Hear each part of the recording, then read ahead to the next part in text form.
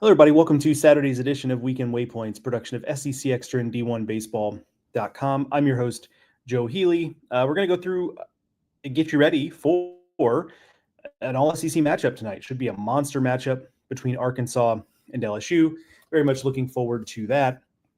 Obviously, the atmosphere is going to be electric. I see that just to get into the building, the prices on the secondary market were $200 some odd as of yesterday. I assume that price has only gone up. I have not checked this morning, but so it should be a lot of fun in terms of that. If you'll give me 1 second, I forgot to share this out to social media, so I'm going to type this in the background.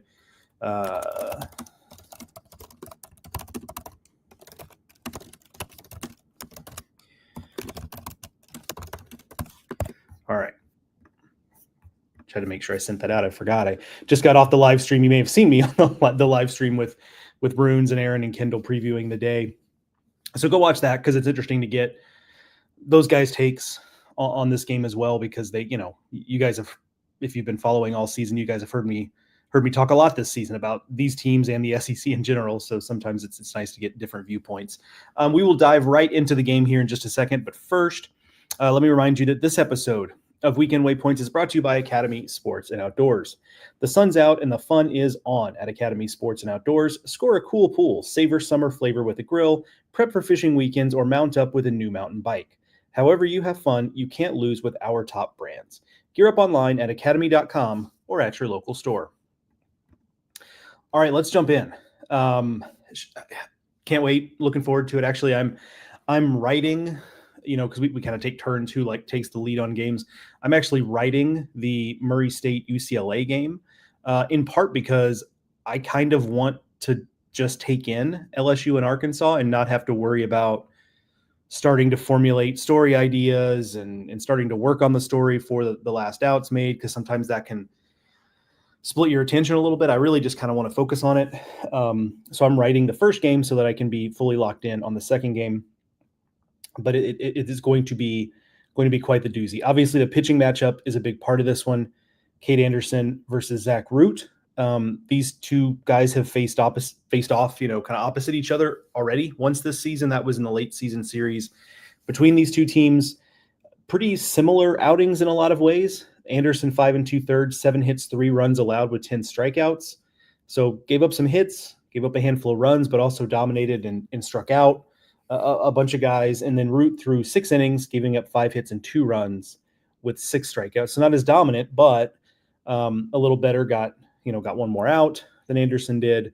Was able to keep them off the board a little bit better than Anderson did, but LSU ends up winning that game 5-4 in 10 innings. So it did come down to the bullpens, and it's entirely possible this is what that game comes down to as well.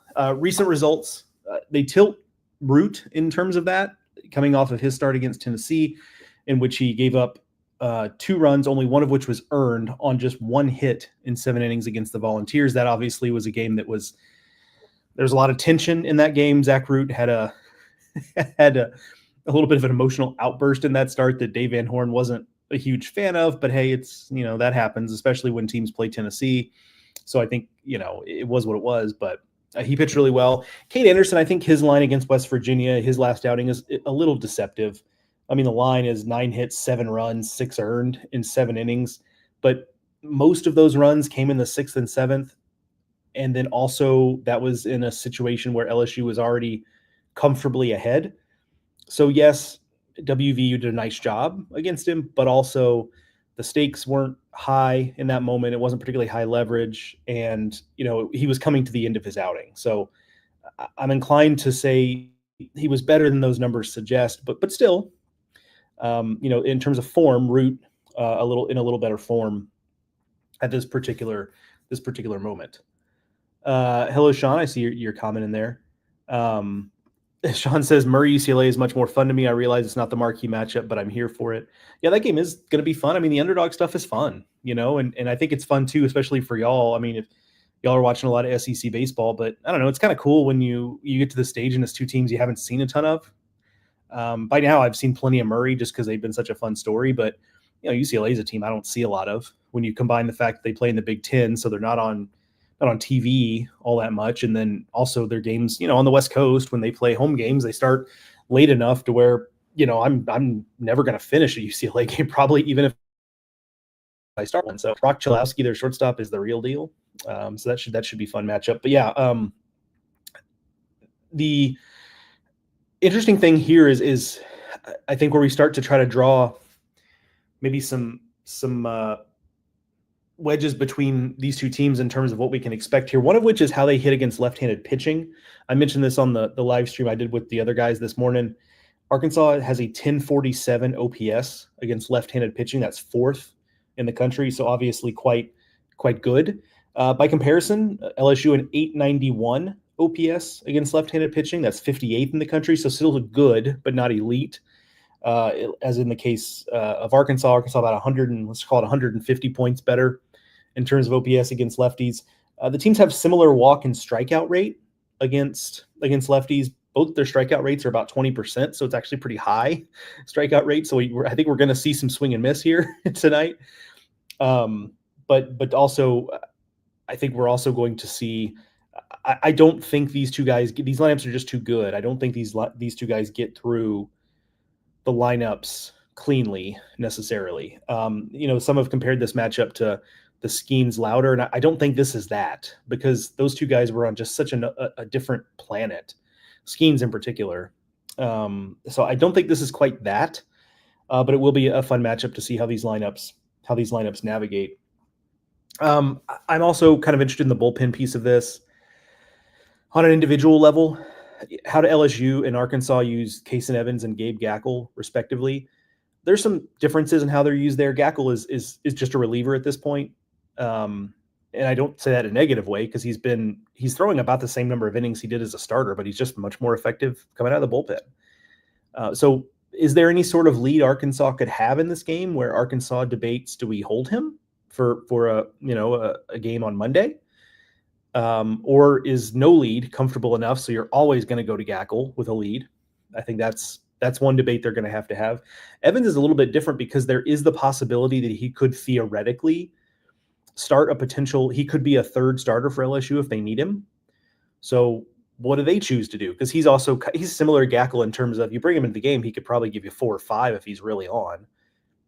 But do you hold him for a different game? Do you want to maybe look at him as a starter if you need a third starter? Of course, if you win this first game, you wouldn't need a third starter for a little while. So it's kind of far out to be, worrying too much about at this particular juncture. But it is an interesting subplot. And I talked about the bullpens generally on the live show with the guys, that, in the postseason, there's quite a bit of difference in terms of what the bullpens have done. Arkansas in their 5 postseason games have 19 innings thrown by their bullpen in the postseason, a 2.37 ERA, 30 strikeouts to 4 walks. LSU's bullpen in the postseason, 6 games, they played one more game, 23 2/3 innings, a 4.56 ERA, 34 strikeouts, so still a lot of strikeouts, but 18 walks, so a lot of free passes. And look, part of that is by guys who are probably not going to be in high leverage spots that have thrown here or there for LSU in the postseason. So some of that you can just kind of toss out, but generally the bullpen has been more of a concern for LSU than it has been for Arkansas. That's very safe to say. So even beyond the Gackle and the Evans piece of it, there is an interesting difference there. Pardon me, bullpen wise. Comments real quick. Wrong comment. Sorry, Sean. I'll get to it in just a second. Rob Rasmussen isn't walking through that door. He is sure not, Mark. He is absolutely not for UCLA. This is an interesting subplot, too. We talked about this with regards to this matchup tonight. Interesting that Coastal used 2 starters yesterday, but only for 4 innings each. Dangerous if they lost, but looks pretty smart getting the win and having more time than normal between games. Yeah, so they used Eichhoff and Flukie, and so they have Morrison ready to go for Sunday, tomorrow. But then they're in a situation where both Eichhoff and Flukie are still in good shape to come back and maybe do that again whenever they play next after that, right? So if they win tomorrow, that won't be for a while. they're going to have all kinds of time off. So it is just, again, it worked. So it looks great. If they lose and they burned 2 of their starters in one game, then obviously then it gets a little bit dicier. But I'm all here for taking some risks, right? You're here to win a national title. If you think your team has a chance to win national title, and I think Coastal does, then sometimes you take chances like that. So let's talk about the offenses here. For LSU, I think it's been huge that Stephen Milam has been hot this postseason after such a trying, I think that's fair to say, a trying regular season. He's 8 for 19 in the postseason with 10 walks, so he's been on base all the time. That's really impressive. The guy they need to get going is Daniel Dickinson, 3 for 22 so far in the postseason. That's not ideal, obviously. I can pull it up again here. I've got some stats in the background. Hold on for me 1 second. Give you some other guys here. Derek Curiel has swung the bat well. He's 10 for 22. Jared Jones has swung it okay. He's batting 286, although, super high average is not necessarily his game, although he does hit for average. But 8 for 28 for him. For Arkansas, Cam Kojal and Logan Maxwell have been the guys that have been stirring the drink, if you will. Both 9 for 20. So that's too much math for Joe to do off the top of his head. 450. That's easy, actually. 5 total home runs between the two of them. I think Maxwell has 3, Kojal has 2, but that might be the other way around. But 9 for 20 each. The guy that they kind of need to get going is Kuhio Eloy. He's 5 for 21 this postseason. Not a single extra base hit. And for a guy who that's his deal, he's not a guy who's hit for average this season, but he's a guy who, when he does make contact, tends to hit the ball harder than anybody else. And so to not have any extra base hits is surprising. And that's somebody that they're going to want to get going, even though they have swung the bat pretty well in general this postseason. A 1040 OPS for Arkansas this postseason. Ryder Helfrich has also had a nice postseason, 4 home runs in the postseason for Ryder Helfrich, but it's kind of hard to find other than Eloy. I guess Brent Iredale, 4 for 18 this postseason, has not swung the bat particularly well, but everyone else, other than Iredale and Kuhio Eloy, has swung the bat pretty well, and that's a big part of the reason why Arkansas is here and has gone 5-0 to this point. So, to me, that's the thing is whether it's Anderson and he's going to have to overcome the thing where Arkansas hits lefties well, or whether it's the bullpen, you're going to have to. LSU to win this game is going to have to cool Arkansas's offense. Yes, you're going to have to score yourself, but you just Arkansas being out there trying to win with 7 or 8 runs that's going to be tough for LSU, especially if Root's pitching like he was last weekend. Root also, I've talked about this before, but he likes to use that heavy sinker and he wants the ball to be on the ground. How well does he do that? Is LSU able to elevate the ball and hit line drives? That'll be certainly something I know they're talking about in those offensive meetings. Connor Johnson says, yeah, Coastal burned 2 starters. Indeed they did, Connor. But as Sean notes here, wrong one. There we go. They only threw 45s. That's 45 for Eichhoff, 71 for Fluky. So yeah, they Eichhoff in particular could probably come back, and start as the game after tomorrow's game. But yeah, Jacob Morrison is still there. Mark S says LSU loves pop-ups. That's certainly not going to work in any sense, but it gives me a chance to clarify. So I saw a comment on our pre-show. We did the pre-series show on the concourse the other day, and I mentioned that the home run piece for LSU, and somebody said that LSU, I had it wrong because LSU is not a homer dependent offense, and you're right. That's not actually what I mean. I did a poor job describing it there because I felt like there was a time crunch. We're trying to get through our points quickly, but it's less that they're home run dependent, because I don't think that's true. It's just that when the offense is not going well, LSU has had games this year where a big home run has bailed them out a little bit. They've been able to get the clutch home run, and that can still happen here, but it's a lot harder here than it is in a lot of SEC ballparks that play smaller once the weather gets warm. And so that's all it is. It's not that they have to hit home runs to win games, but it's if the offense is not producing, and this is just human nature as hitters, If the offense is not producing, you kind of tend to default to playing hero ball, especially if you're someone who has a lot of power, and that can be counterproductive. That's how you end up with a lot of pop-ups and routine fly balls and swinging through the ball. And so how does LSU handle that? Like if it is a struggle for them today or moving forward, how do they get themselves out of that? And does it look like a lot of trying to do too much? Because their offense is not one that's going to be conducive for. Again, they have some power, but that's not where their bread is buttered.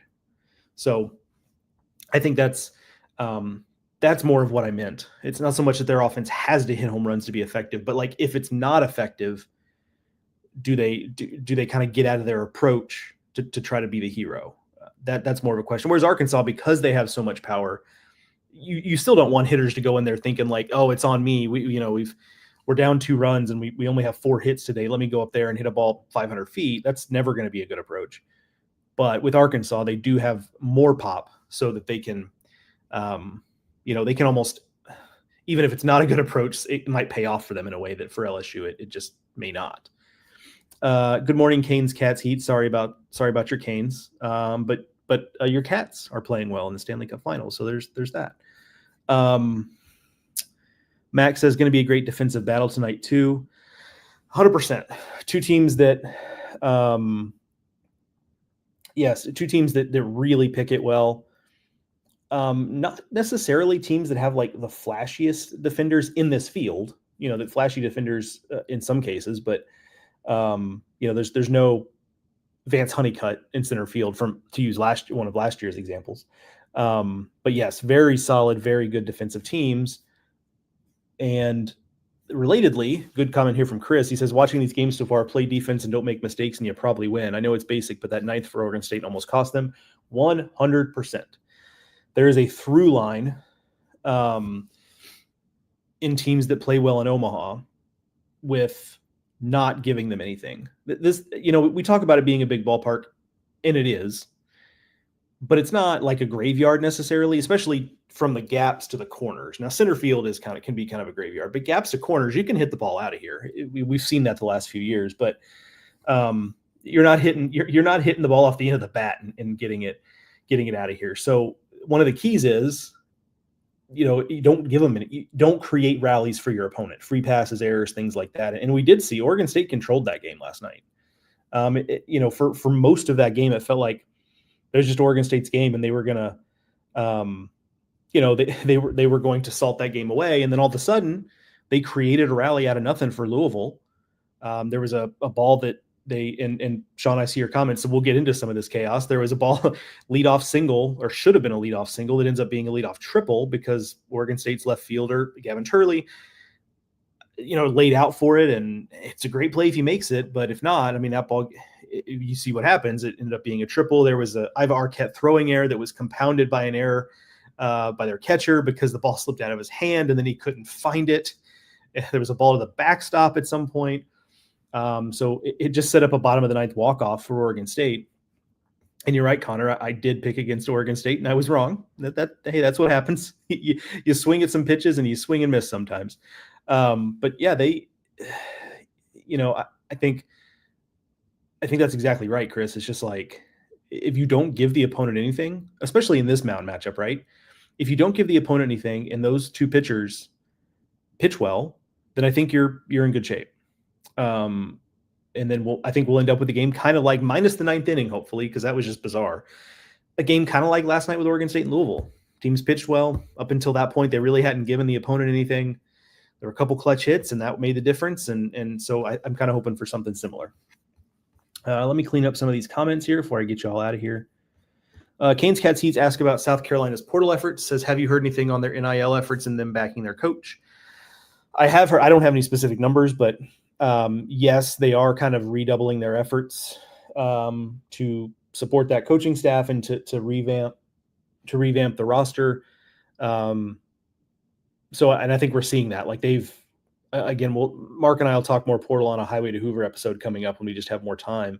But it has been an impressive haul for them so far. So yeah, clearly they're doing a nice job. Now we'll see what it amounts to. We'll start to get a feel for that in the fall, but but certainly in terms of talent acquisition, they have set themselves up for some success. Chris also says, Kuhio, Loy, and Iredale haven't hit homers, but they've been hitting in this park. I think the whole lineup is going to hit. I think that's right. And it's fair. Like I said, Iredale and Eloy have been struggling, but they're hitting below 250, but they're not hitting 100, so they've still been spraying some hits here and there. And if those are your two lightest hitters in the lineup right now, you're doing pretty well. Hang on, he clicked the wrong comment here.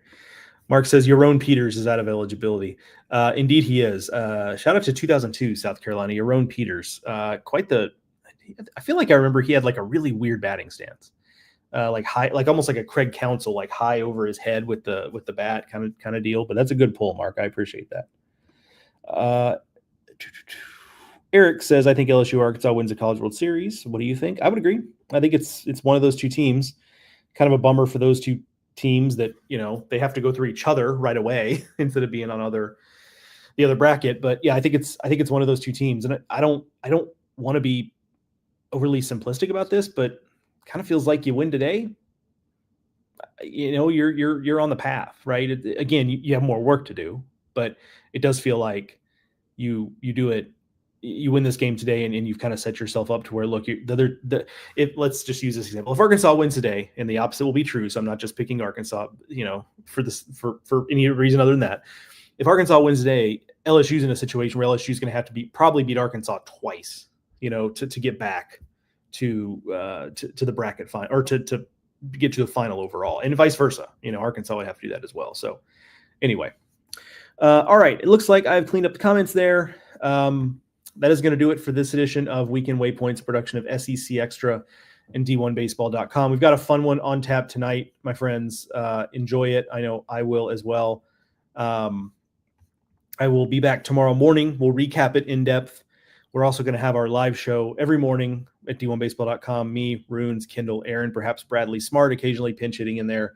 We will have an extensive recap of that game there.